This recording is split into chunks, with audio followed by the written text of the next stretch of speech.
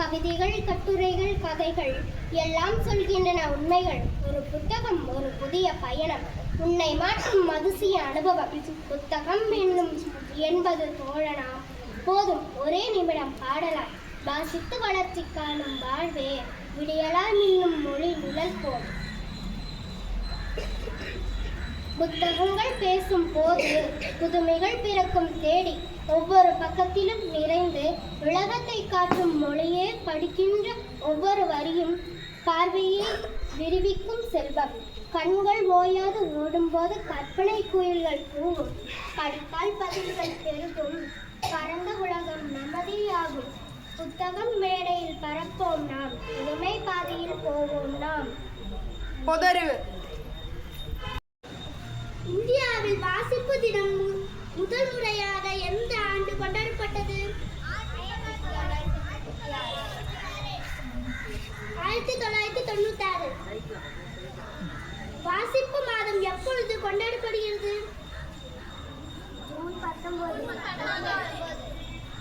June 19 முதல் ஜூலை 18 வரை.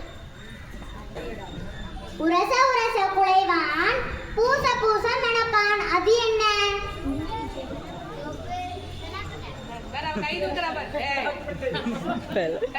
சொல்லுமா, சத்தமா சொல்லுடா.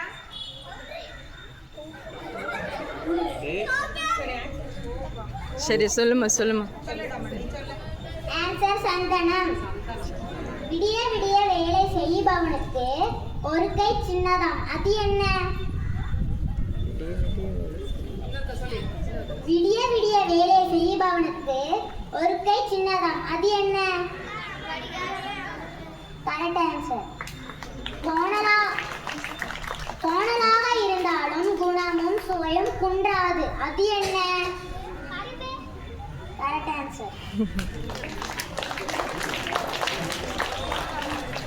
1000 அறைகள் கொண்ட பிரம்மாண்டமான மிட்டாய் கடை, அது என்ன? Correct answer. Headmaster, teachers and my dear friends. Today I stand before you to speak on a topic that holds immense importance in our lives as students, the importance of book reading. Books are not just a collections of words.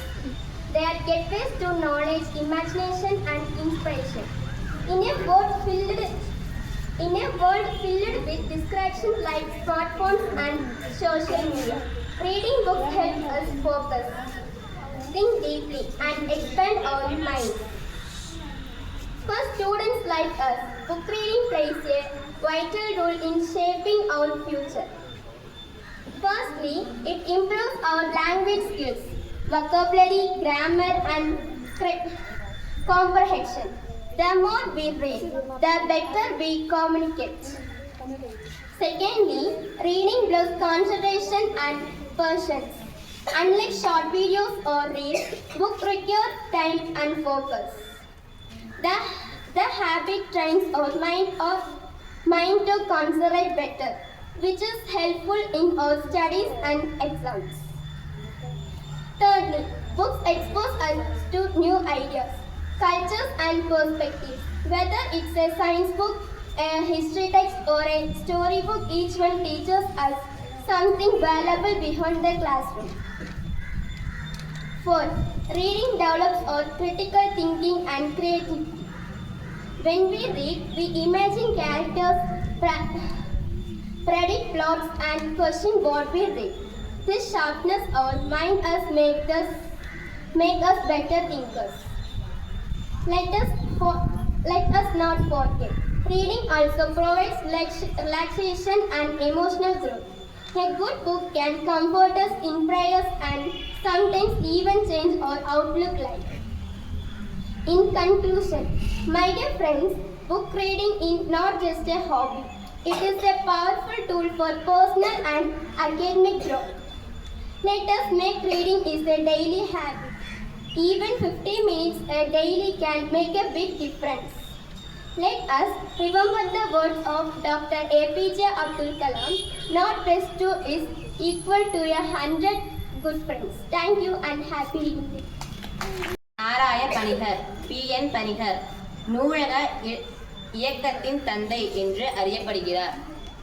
இவர் March 1, 1909 அன்று இந்தியாவில் நிலம்பூரில் கோவிந்தன் பிள்ளை மற்றும் ஜானகி அம்மாள் ஆகியோருக்கு மகனாக பிறந்தார். 1926 அன்று சொந்த ஊரில் ஆசிரியராக சனாதன தர்ம நூலகத்தை தொடங்கினார்.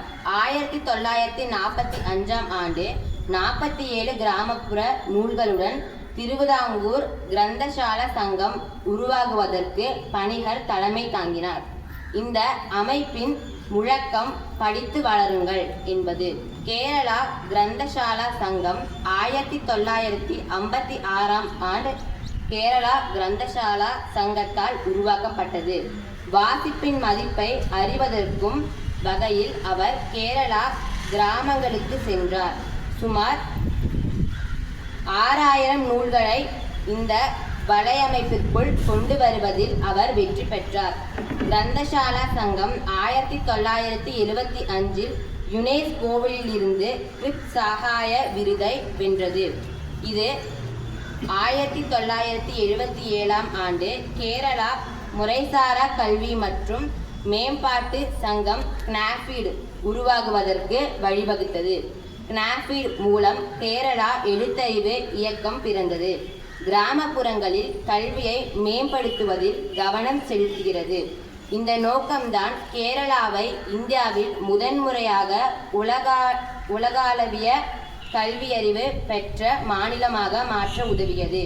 பணிக்கரின் நினைவான அழியாமல் போற்றும் வகையில் இந்திய அஞ்சல் துறை 2004 ஆண்டு ஒரு நினைவு அஞ்சல் தலைமை வெளியிட்டது. சமீபத்தில் அவரது வீடு கேரளா அரசிடம் ஒப்படைக்கப்பட்டது. அதை அருங்காட்சியகமாக மாற்ற திட்டமிட்டுள்ளது. தலைமுறையாக அறிவு மற்றும் வளர்ச்சியை பின்தொடர்வதில் நூலகங்கள் தொடர்ந்து ஊக்கமளித்து வருவதால் PN பணிகரின் மரபு இன்னும் வாழ்கிறது. அவரது நினைவு நாளான ஜூன் 19, 1996 முதல் கேரளாவில் வாசிப்பு நாளாக கொண்டாடப்படுகிறது. கேரளாவில் கல்வித்துறை ஜூன் 19 முதல் ஒரு வாரத்திற்கு வாசிப்பு வாரமாக அனுசரிக்கப்படுகிறது. 2017 ஆண்டில் இந்தியா பிரதமர் நரேந்திர மோடி கேரளாவில் வாசிப்பு தினமாக ஜூன் 19 இந்தியாவில் தேசிய வாசிப்பு தினமாக அறிவித்தார். நன்றி. वाचन दिवस पर सोनू गंगरिया की पुस्तक नामक कविता पढ़ने जा रही हूँ। पुस्तक एक पन्नों की गांठ नहीं, पुस्तक ज्ञान की भंडार है। लिखी है ज्ञान की लाखों बातें, ज्ञान के रूप में समाया पूरा संसार है। पुस्तकों की शोभा न्यारी, पुस्तकों को महत्व दो, सम्मान करो पुस्तकों का, ये साहित्य का श्रृंगार है। पुस्तक का ज्ञान कभी खत्म नहीं होता, जिसमें विद्वानों के लिखे विचार हैं। किसी पुस्तक ने इतिहास रचा तो किसी में लिखे देशभक्ति का प्यार है। किसी में लिखी कुदरत की बातें। पुस्तकों को भी उन्हें अनेक प्रकार हैं। पुस्तक में होता ज्ञान का सागर, जिनका सच्चे मित्रों सा व्यवहार है। पुस्तकों से संस्कृति ज्ञानी है हमने, पुस्तक से सीखे जीवन के संस्कार हैं। शायर हो या हो कोई लेकर ज्ञानी, सबकी जिंदगी पुस्तकों से गुलजार है। पुस्तक एक लेखक की कलम नहीं, मनपसंद उपहार है. धन्यवाद. அனைவருக்கும் வணக்கம். அதாவது வாசிப்பு தினத்தை பற்றி கொஞ்சம் பேசணும்லாம் ரொம்ப ஆசையாக வந்தேன். ஆனால் நேரம், அதனால் நான் வகுப்புகளில் வந்து சொல்லிக் கொடுக்குறேன். வாசிப்பு தான் ஒரு மனிதனை முழு மனிதனாக மாற்றுகிறது. விவேகானந்தருடைய ஒரு சிந்தனை, நீ எதுவாக மாற நினைக்கிறாயோ அதுவாகவே மாறி விடுவாய் அப்படிங்கிற ஒரு சிந்தனை இருக்கு. அந்த சிந்தனை வந்து எப்படி வரும்? வாசிப்பு மூலமா மட்டும்தான் வரும். ஒரு 15 நிமிஷமாவது இனிமேல் அதுக்காக நேரத்தை ஒதுக்குவேன் ஒரு உறுதிமொழி எடுத்துக்கலாமா? ஒரு வாசிப்பு, ஏதாவது புக் எடுத்து வாசிக்கிறோம். அதுக்கு லைப்ரரியில் புக்கெல்லாம் இருக்குது, அதெல்லாம் நாங்கள் தர்றோம், வாசிக்கலாம். இந்த வாசிப்பு இன்னைக்கு மட்டும் சொல்லிட்டு இருக்கக்கூடாது, தொடர்ந்து போகணும். அதனால் உங்களுக்கு நிறைய அனுபவங்களும் நிறைய சந்தோஷங்களும் கிடைக்கும். வாழ்த்துக்கள்.